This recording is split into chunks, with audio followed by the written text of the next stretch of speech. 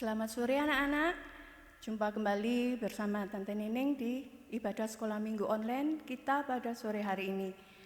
Sebagai lagu pembuka, pujian pembuka, kita pujikan Ku Mau Cinta Yesus Selamanya.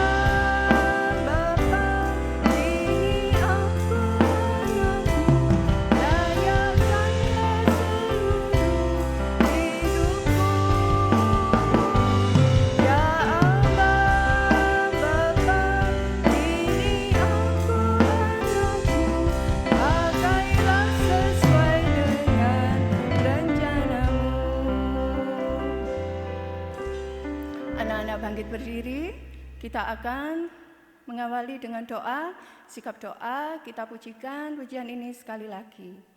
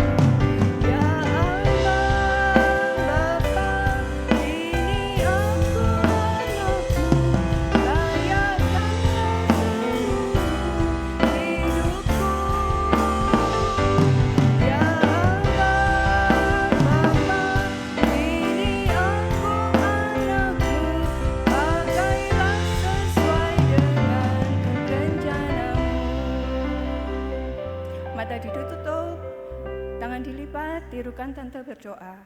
Terima kasih Tuhan, jika sore hari ini kami masih Engkau beri kemurahan, belas kasih-Mu, sehingga kami bisa mengikuti ibadah sekolah minggu sore hari ini dalam keadaan sehat tanpa kekurangan suatu apapun. Tuhan, Engkau urapi kami semua dengan Roh Kudus supaya kami bisa memuji, memuliakan nama-Mu.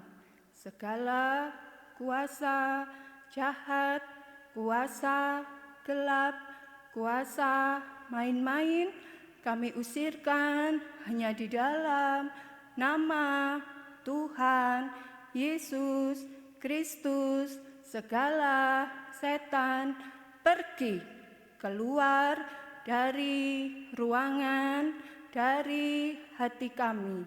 Terima kasih Tuhan, kami mulai ibadah ini hanya di dalam nama Tuhan Yesus Kristus. Haleluya, amin. Ya, anak-anak silakan duduk kembali. Tante ucapkan sekali lagi selamat sore, salam damai sejahtera buat kita semua.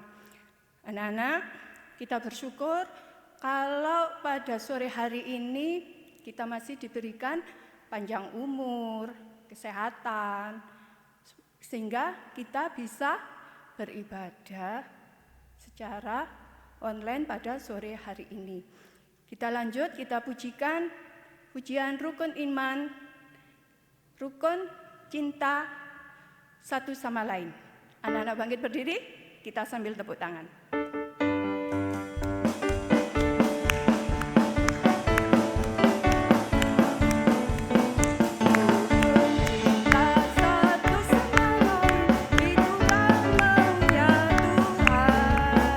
Rendah hati serta ramah tamah, itulah maunya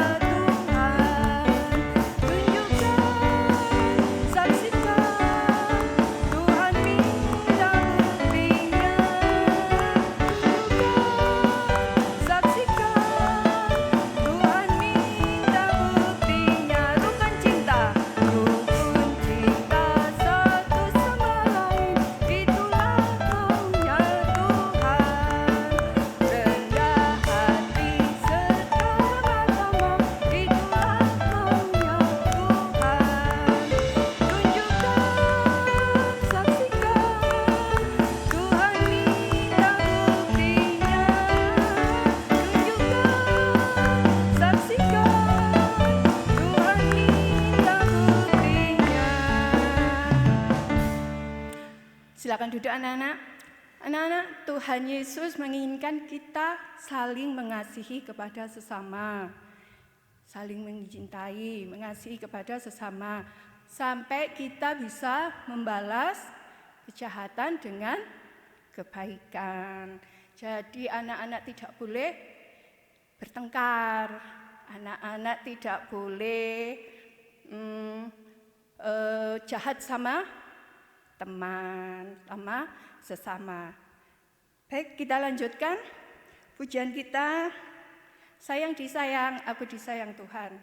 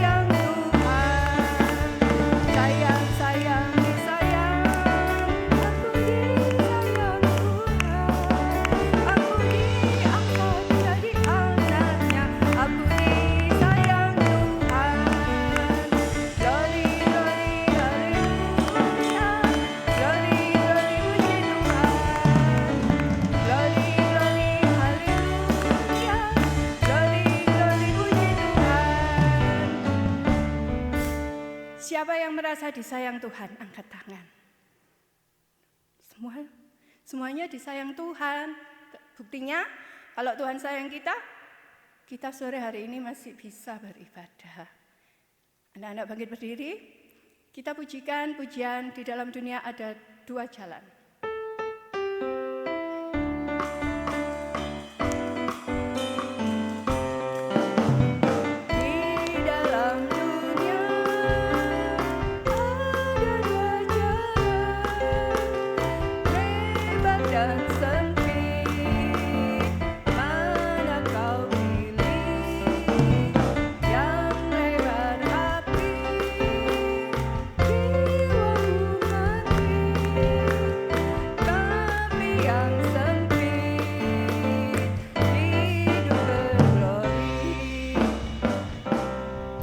Tetap kita pujikan pujian ini, tapi pakai gerakan.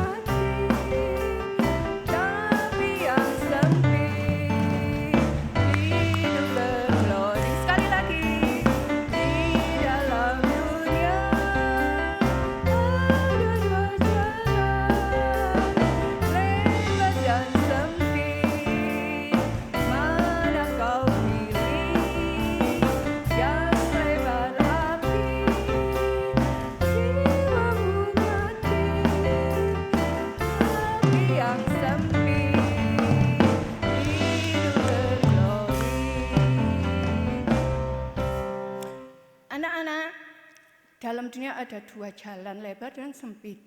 Berarti ada yang baik, ada yang tidak baik. Ada yang positif, ada yang negatif.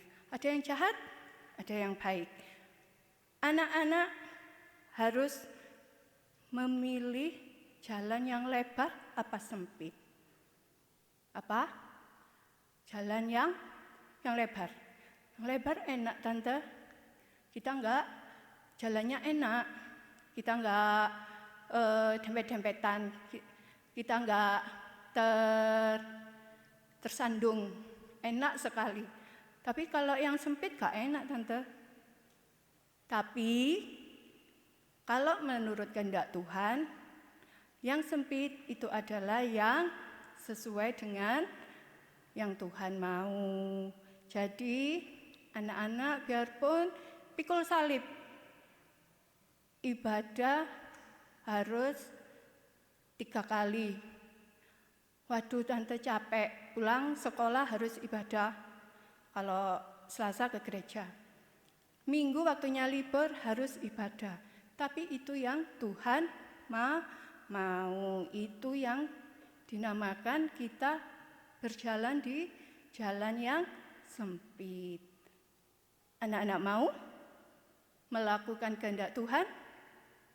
Mau. Baik, untuk sebelum mendengar firman Tuhan, Tante akan bacakan pengumuman ibadah sekolah minggu onsite di gereja Surabaya pukul 9.15, Malang pukul 10, Medan pukul 10.15, dan Jakarta pukul 16. Anak-anak yang setiap kali ibadah, maksudnya setiap kali beribadah, anak-anak harus berpakaian yang rapi.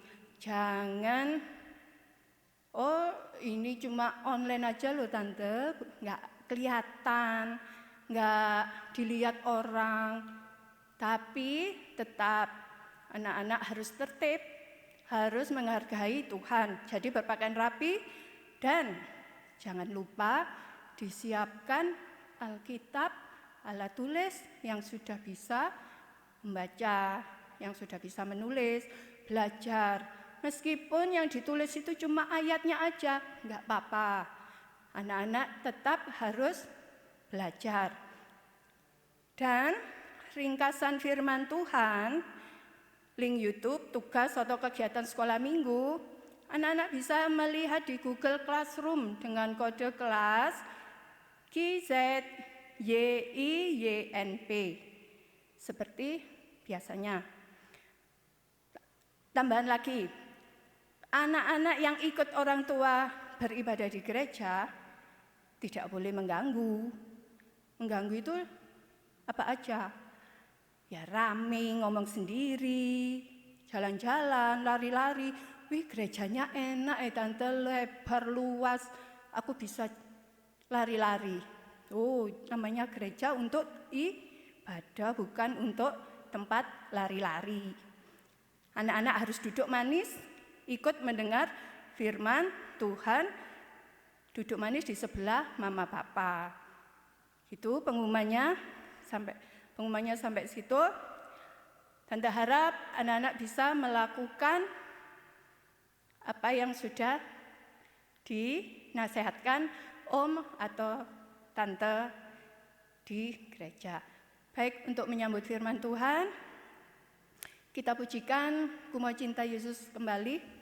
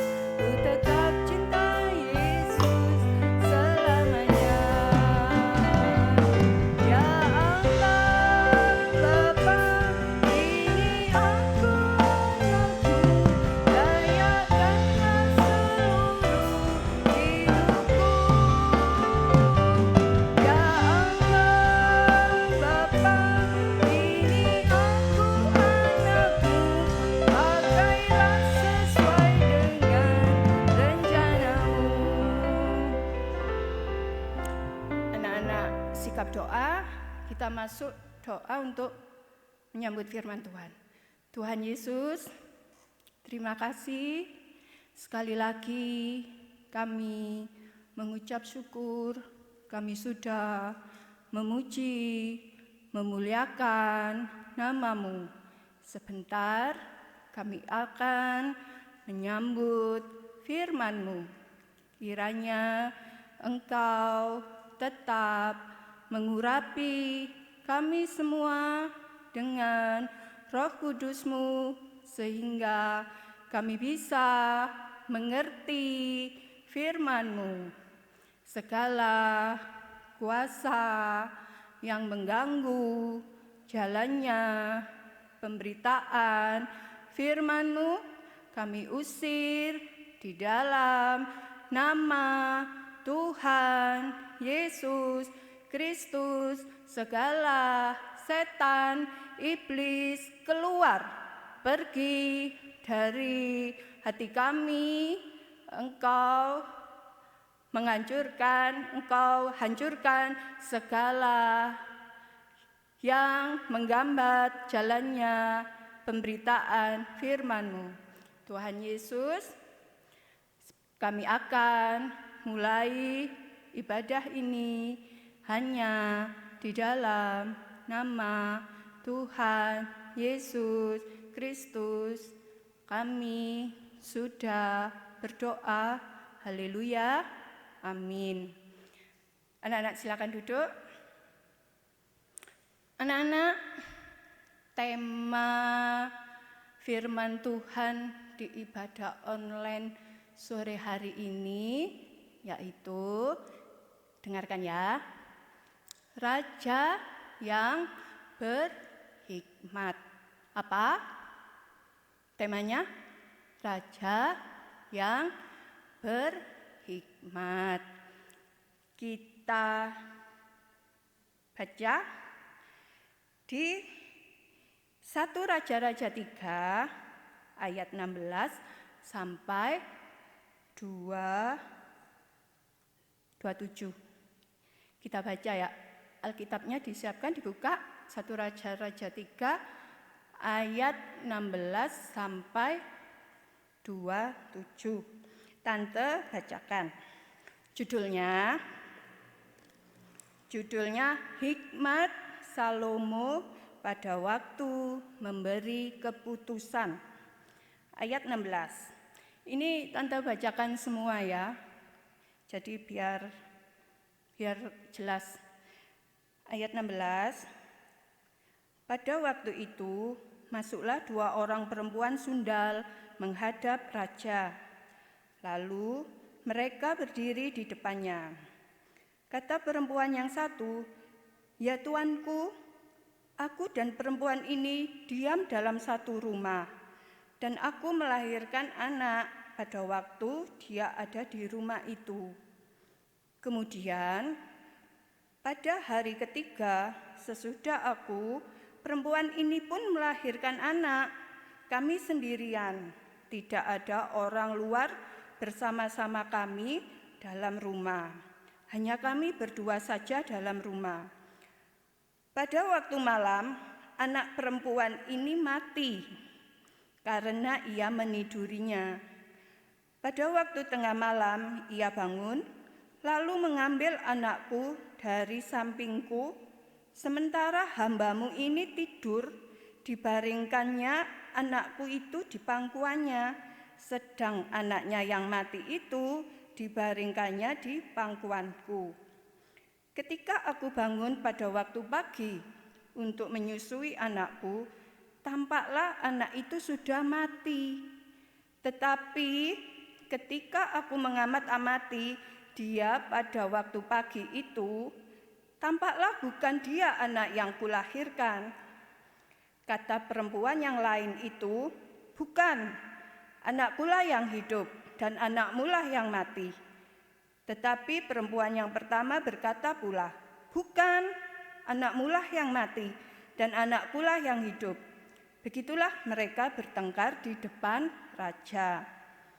Lalu berkatalah raja, yang seorang berkata, anakkulah yang hidup ini dan anakmulah yang mati.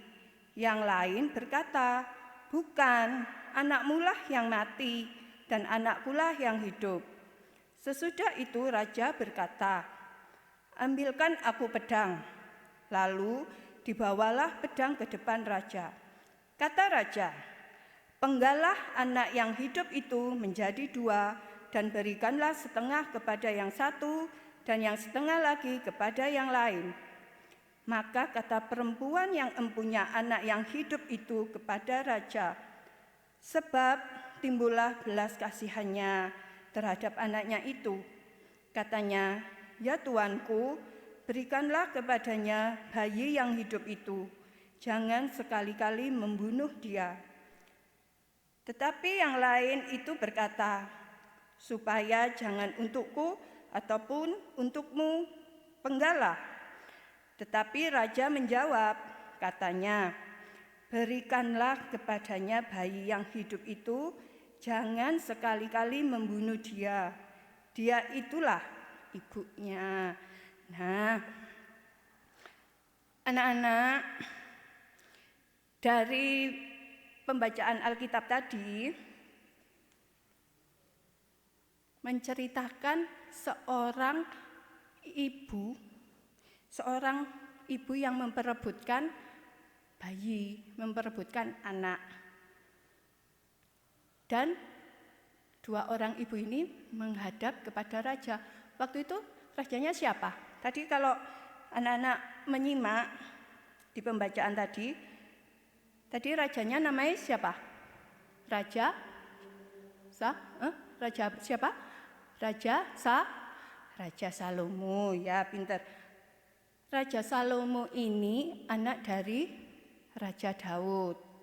Karena Raja Daud sudah tua dan sakit-sakitan, akhirnya tahtanya diturunkan kepada Salomo.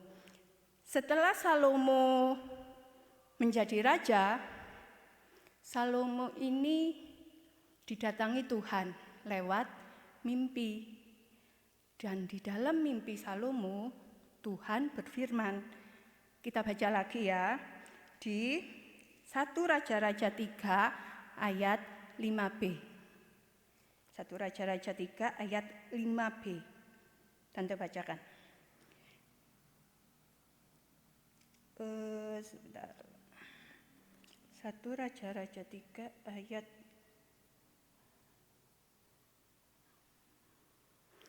Berfirmanlah Allah, mintalah apa yang hendak kuberikan kepadamu. Nah, Tuhan menampakkan diri kepada Salomo lewat mimpinya. Tuhan berkata demikian. Tuhan bertanya kepada Salomo demikian, mintalah apa yang hendak kuberikan kepadamu. Kemudian jawaban Salomo apa? Kira-kira Raja Salomo ini minta apa? Minta kekayaan atau minta kekuasaan atau minta apa? Minta umur panjang? Bukan. Raja Salomo enggak minta itu. Tapi apa yang diminta Raja Salomo? Kita baca di 1 Raja-Raja 3 ayat 9. Maka berikanlah kepadaku hambamu ini hati yang faham menimbang perkara untuk menghakimi umatmu dengan dapat membedakan antara yang baik dan yang jahat. Sebab siapakah yang sanggup menghakimi umatmu yang sangat besar ini? Nah, berarti Raja Salomo minta apa? Minta hikmat supaya bisa memerintah rakyatnya dengan baik, dengan bijaksana. Nah, kemudian Raja Salomo suatu hari dihadapkan pada suatu masalah. Nah, ini saatnya Tuhan menguji apakah Salomo ini sudah melakukan hikmat yang sudah aku berikan. Suatu ketika datanglah kedua ibu ini yang tadi bertengkar ya. Tante sebut aja ini 2 ibu ini, ibu A dan ibu B. Kedua ibu ini datang ke kerajaan sambil bertengkar. Ruame sekali suasananya. Ternyata yang dipertengkarkan apa? Kira-kira apa, anak? Ternyata dua wanita ini memperebutkan satu bayi. Tadi kan kita sudah membaca Alkitab, dua wanita ini memperebutkan satu bayi. Ibu A dan Ibu B ini tinggal dalam satu rumah. Nah, Ibu A melahirkan seorang bayi. 3 hari kemudian, Ibu B juga melahirkan seorang bayi. Tapi salah satu bayi mereka ada yang meninggal. Nah, ini yang masalah ini yang dibawa ke hadapan raja. Ibu A berkata, bayi itu adalah bayi B yang mati. Karena Ibu B ini telah menidurinya. Dan Ibu B menukar bayinya ketika tidur. Dan saat aku bangun, kalau itu bukan bayinya, bukan bayi Ibu A. Nah, Ibu B ini ya ngotot ya. Bukan anakku yang hidup dan bukan anakmu yang mati dan anakmu lah yang mati. Ibu A ya tetap, bukan anakmu yang mati, anakku yang hidup. Nah, kedua ibu ini saling bertengkar. Tetap bertengkar di hadapan Raja Salomo. Kemudian apa tindakan Raja Salomo tindakannya? Bayinya diambil sama Raja Salomo. Atau bayinya diambil terus dikasihkan ke orang lain. Seperti itu. Tidak. Raja Salomo malah menyuruh prajuritnya mengambilkan pedang. Loh, lawong ini memperebutkan bayi, kok malah suruh ngambil pedang. Buat apa ya kira-kira pedangnya? Untuk memenggal bayi ini. Dijadi satu, bayinya dipenggal, setengah untuk Ibu A dan setengah untuk Ibu B. Loh, kan mati kalau misalnya dipenggal. Terus Ibu A gimana? Ibu A masih memiliki belas kasihan. Belas kasihan, loh kalau anak ini dipenggal mati, loh kasihan, jangan sampai mati anaknya. Anak ini jangan sampai mati. Ya Tuanku, berikan saja bayi ini kepadanya. Jangan sekali-kali membunuhnya. Jawaban si Ibu A seperti itu. Ibu A memohon kepada raja seperti itu, jangan dibunuh. Tapi kalau Ibu B gimana? Ibu B malah, iya betul raja, penggal aja, biar mati sekalian bayi ini, biar tidak ada yang memilikinya, tidak ada untukku dan tidak ada untuknya. Nah, disinilah hikmat Tuhan bekerja di Raja Salomo. Raja Salomo akhirnya mengetahui kalau ibu yang sebenarnya adalah Ibu A, bukan Ibu B. Nah, anak-anak,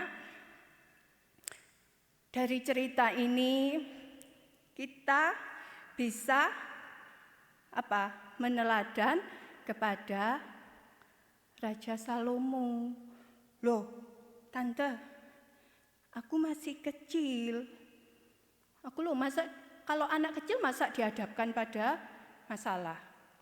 Masa dihadapkan pada pilihan? Dihadapkan, biarpun anak-anak masih kecil. Contohnya, misalkan anak-anak yang sudah bersekolah atau yang anak-anak di kelas besar, saat menghadapi ujian di sekolah, diajak temannya mencontek. Lah, ini yang dikatakan anak-anak dihadapkan pada pilihan, dihadapkan pada masalah.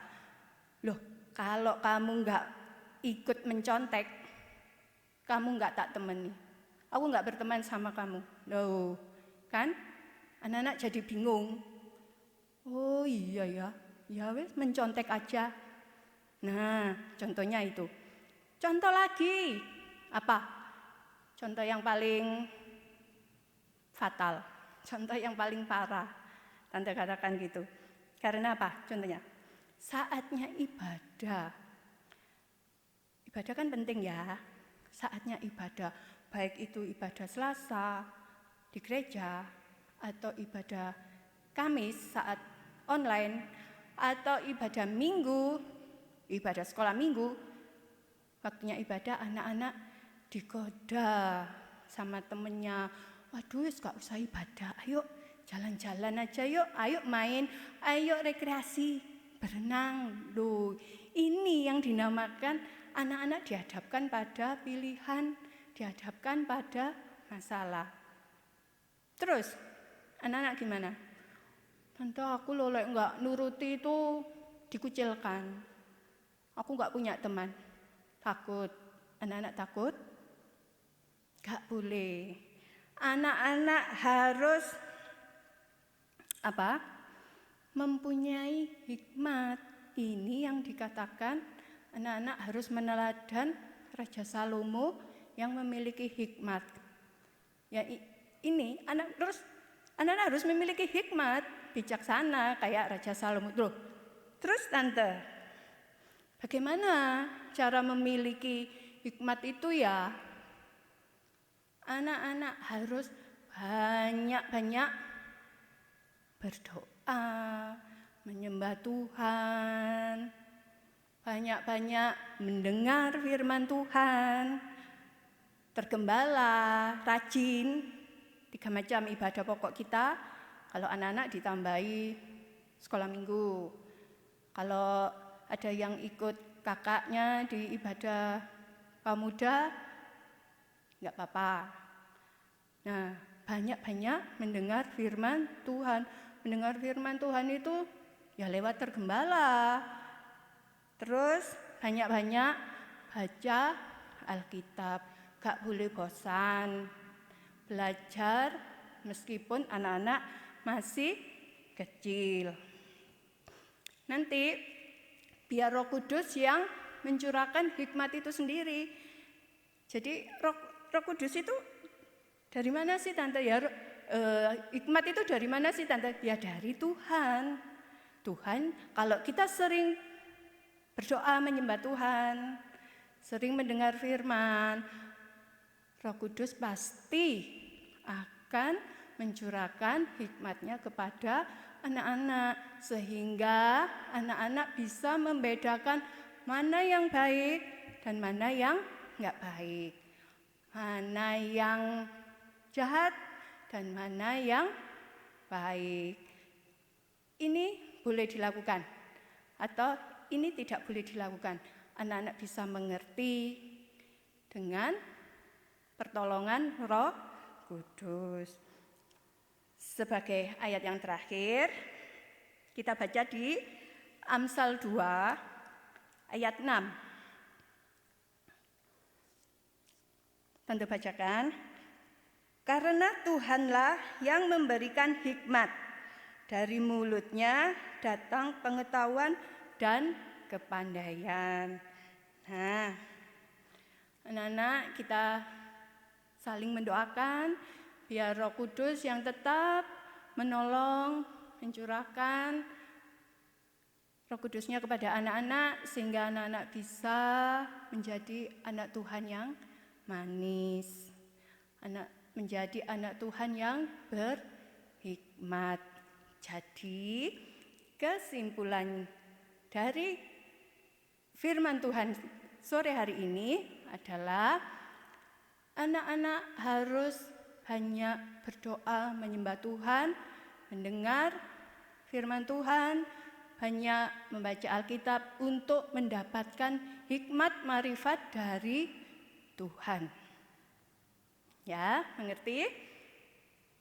Firman Tuhan yang Tante sampaikan sampai di sini. Kiranya Tante berdoa kiranya hanya Roh Kudus saja yang menolong kita semua, menolong anak-anak. Kita akan masuk dalam doa. Anak-anak bangkit berdiri, kita berdoa, tirukan Tante berdoa. Tuhan Yesus, terima kasih. Kami sudah dari awal, kami sudah memuji, memuliakan nama-Mu. Kami sudah mendengarkan firman-Mu.